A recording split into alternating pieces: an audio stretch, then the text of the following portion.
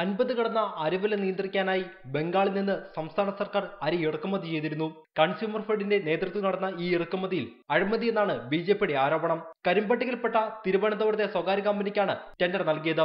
ബംഗാൾ സർക്കാരുമായി ഒരിടപെടൽ നടത്താത്തതിനാൽ ബംഗാളിൽ നിന്ന് അരി വാങ്ങിയെന്നത് കളവാണെന്ന് ആരോപിക്കുന്നു. നേരിട്ട് 24 രൂപയ്ക്ക് നിങ്ങൾ പറയുന്ന ഗോഡൌണിൽ എത്തിച്ചു തരാൻ വേണ്ടി തയ്യാറുള്ള സ്വർണ്ണമസൂരി എന്ന് പറയുന്ന അരിയാണ് 27 രൂപയ്ക്ക് 3 രൂപ കമ്മീഷൻ ഇവന്മാർ മേടിച്ചിട്ട് 27 രൂപയ്ക്ക് ഈ ഹഫ്സർ കമ്പനിക്ക് കൊടുത്തിരിക്കുന്നത്. 1 കിലോ അരിക്ക് 26 രൂപ 50 പൈസയാണ് ഈ കമ്പനിക്ക് കൺസ്യൂമർ ഫെഡ് നൽകിയത്. എന്നാൽ 24 രൂപ 50 പൈസയ്ക്ക് ഈ അരി വിപണിയിൽ അതേ സമയത്ത് തന്നെ മറ്റ് വ്യാപാരികൾക്ക് ലഭിച്ചു. ഇതോടെ അമിതവില രേഖപ്പെടുത്തി ലക്ഷങ്ങൾ തട്ടിയെന്നും ബിജെപി ആരോപിക്കുന്നു.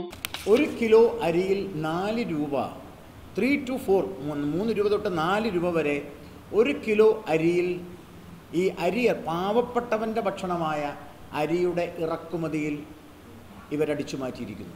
നിയമസഭയെ തെറ്റിദ്ധരിപ്പിക്കുകയും അരി ഇറക്കുമതിയിൽ അഴിമതി കാണിക്കുകയും ചെയ്ത സഹകരണ വകുപ്പ് മന്ത്രിയടക്കം രാജിവെക്കണമെന്നും ബിജെപി ആവശ്യപ്പെട്ടു. റിപ്പോർട്ടർ, തൃശൂർ.